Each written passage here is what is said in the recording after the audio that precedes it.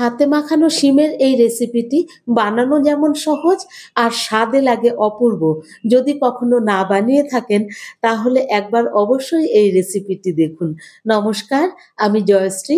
আমার রান্নাঘরে সবাইকে স্বাগত। আমার আজকের রেসিপি হাতে মাখানো শিম চচ্চড়ি। রেসিপিটি শেষ পর্যন্ত দেখে ভালো লাগলে একটা লাইক করে দেবেন আর চ্যানেলটি সাবস্ক্রাইব করে আমার পাশে থাকবার অনুরোধ রইল। একখানা কড়াই নিয়ে নিয়েছি, যে কড়াইতে রান্না করব। এর মধ্যে শিমগুলোকে ভালো করে ধুয়ে দুপাশটা কেটে দিয়ে দিচ্ছি। বেশি বড় সাইজের শিমগুলোকে এক খণ্ড করে কেটে নিয়েছিলাম।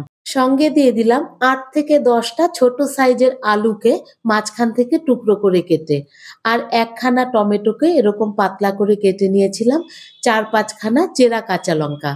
এবারে দিয়ে দিচ্ছি স্বাদ মতো লবণ, হলুদ, ১ চামচ লঙ্কা গুঁড়ো, ১ চামচ ধনে গুঁড়ো আর ১ চামচ জিরে গুঁড়ো। সঙ্গে দিয়ে দিচ্ছি ২ চামচ যে কোনো তেল। তেলটা দেওয়া হয়ে গেলে এবারে সব উপকরণগুলোকে একসাথে একটু ভালো করে মেখে নেব।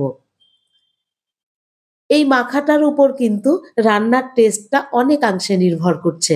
সেজন্য এই শিমের সাথে সম্পূর্ণ মশলাকে খুব ভালো করে মেখে নিতে হবে। এই সময় আমি কিন্তু গ্যাসটা অন করিনি। গ্যাস অফ অবস্থাতেই মশলাগুলোর সাথে শিম আর আলুকে ভালো করে মেখে নিলাম। ভালো করে মেখে নেওয়া হয়ে গেলে গ্যাসটা অন করে দিয়ে এটাকে আমি ঢাকা দিয়ে লো ফ্লেমে ৩ থেকে ৪ মিনিট কুক হতে দেব। ৩-৪ মিনিট হয়ে যাবার পরে ঢাকনাটা সরিয়ে নিয়ে খুন্তি দিয়ে একবার একটু উল্টে পাল্টে নিচ্ছি, যাতে নিচে ধরে না যায়। আর শিম টমেটো থেকে যে জল বেরোচ্ছে সেটাতে কিন্তু মশলাটা ভালোভাবে কষানো হয়ে যাচ্ছে। একবার উল্টে পাল্টে নিয়ে এবারে আরেকবার ঢাকা দিয়ে আরো ৩-৪ মিনিটের জন্য আমি এইভাবেই ছেড়ে দেব। ৩-৪ মিনিট হয়ে যাবার পরে ঢাকনাটা আরেকবার সরিয়ে নিচ্ছি। দেখুন মশলাগুলো কিন্তু এখন বেশ সুন্দর ভাজা ভাজা হয়ে গেছে, আর শিম থেকে যে জলটা বেরিয়েছিল সেটাও কিন্তু অনেকটাই শুকিয়ে গেছে।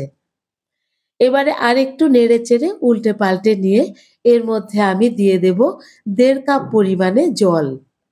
এই জলটা কিন্তু দিতেই হবে, কারণ শিম আর আলুটা এই জলে ভালো করে সেদ্ধ হবে। জলটা দেওয়া হয়ে গেলে একবার সবকিছুকে ভালো করে একটু মিশিয়ে নিয়ে আর একবার ঢাকা দিয়ে দেব। এইবার ঢাকা দেবার সময় ফ্লেমটাকে কিন্তু আমি মিডিয়াম করে দেব। ঢাকা দিয়ে মিডিয়াম ফ্লেমে এইরকমই ছেড়ে দিয়ে আর একদিকে একটা কুকিং প্যান বসিয়ে দিয়েছি। এর মধ্যে ৩ চামচ মতো সর্ষের তেল দিয়ে ফোড়নে দিয়ে দিলাম ১ চামচ ৫ ফোড়ন। ফোড়নের গন্ধটা সুন্দর মতো এলে পরে এর মধ্যে আমি দিয়ে দিচ্ছি ঝিরিঝিরি করে কেটে নেওয়া একখানা পেঁয়াজ। পেঁয়াজটাকে এবারে ভালো করে তেলের সাথে ভেজে নেব। একটু হালকা লালচে লালচে ভাব আসা পর্যন্ত পেঁয়াজটাকে ভাজতে থাকবো। পেঁয়াজটা এইরকম বেশ লালচে লালচে রং ধরে গেলে প্যানটাকে নামিয়ে নিচ্ছি। এবারে এদিকে ঢাকনাটা সরিয়ে নিচ্ছি। দেখুন জল কিন্তু টেনে গেছে, আর শিম আর আলুর সাথে মশলাটাও খুব সুন্দর মিক্স হয়ে গেছে।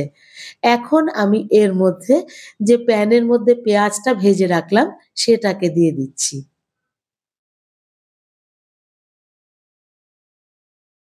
এবার সবকিছুকে একসাথে ভালো করে নেড়েচেড়ে মিশিয়ে নেব।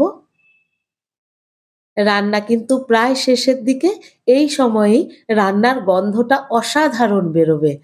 আর টমেটোর স্বাদকে ব্যালেন্স করার জন্য আমি ১/২ চামচ চিনি এর মধ্যে দিয়ে দিলাম, আর দিয়ে দিলাম বেশ খানিকটা কুচিয়ে নেওয়া ধনেপাতা। চিনিটা চাইলে অবশ্যই আপনারা স্কিপ করতে পারেন, তবে টমেটোর টকটক ভাবটাকে সরানোর জন্য আমি একটুখানি চিনি দিয়েছি। এবারে সবকিছুকে একসাথে নেড়েচেড়ে মিশিয়ে নেব। ব্যাস তৈরি হয়ে গেল আমার দারুণ স্বাদের শিম চচ্চড়ি তৈরি। রেসিপিটি ভালো লাগলে একটা লাইক করে দেবেন আর চ্যানেলটি সাবস্ক্রাইব করে আমার পাশে থাকবার অনুরোধ রইল। ধন্যবাদ। ভালো থাকবেন।